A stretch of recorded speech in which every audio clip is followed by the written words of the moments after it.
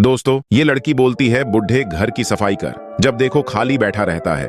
उसके बाद जब अंकल झाड़ू लगाता है तभी एक आदमी आता है और इसके बहू के कमरे में जाता है।